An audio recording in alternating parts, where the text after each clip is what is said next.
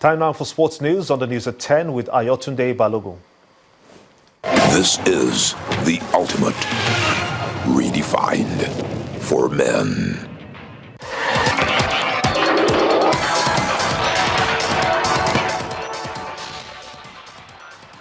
Time now for the sports news. Three-time African champions Nigeria have moved up 3 places in the latest rankings released by World Football Governing Body FIFA.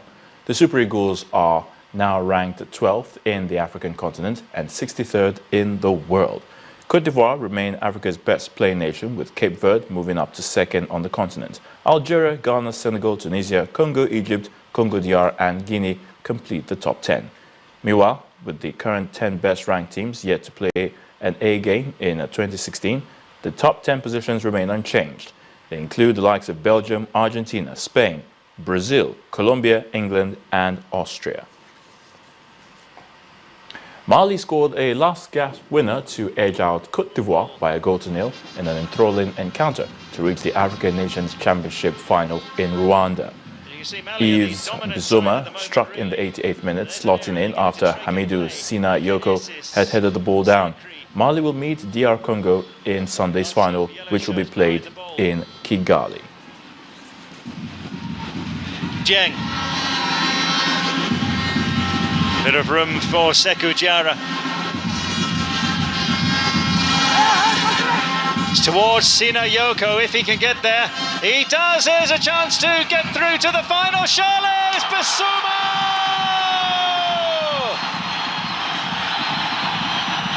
Yves Bissouma, the substitute, strikes for the Eagles. 7-time Nigeria Professional Football League champions Enyimba will play their home fixtures in the 2016 CAF Champions League at the Adokie Amiasiamaka Stadium, Port Harcourt. Renovation work seems to be or is ongoing at the Enyimba Stadium in Aba, but then it seems increasingly unlikely that the refurbishment will be completed in time for the club's opening game in the competition on February the 28th. Well, that's a wrap on sports news. I'm Ayotunde Balogun. The news at 10 continues shortly.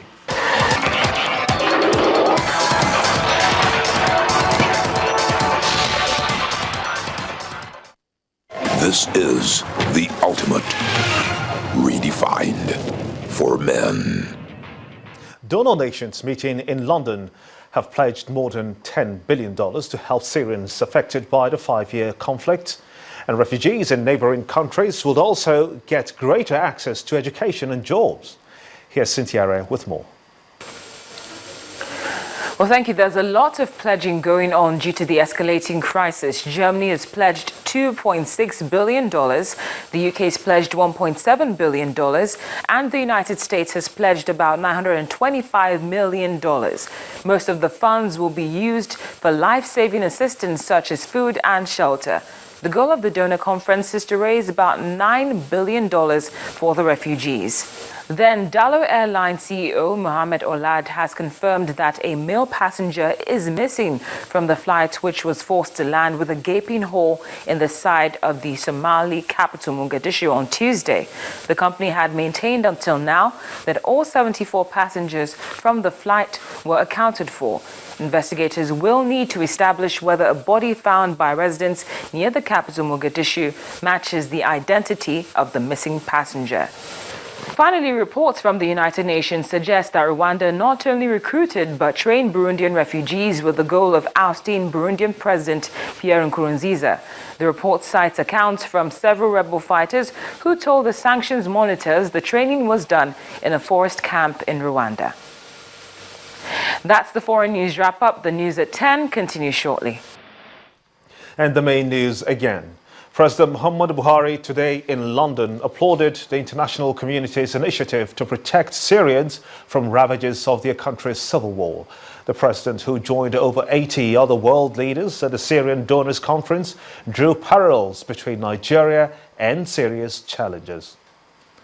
The federal government has blamed persistent insurgent attacks on northeast Nigerian villages on poor intelligence gathering. Secretary to the government of the Federation, Babachir Lawal, who visited Dalori in Borno State, advised the locals to be more vigilant.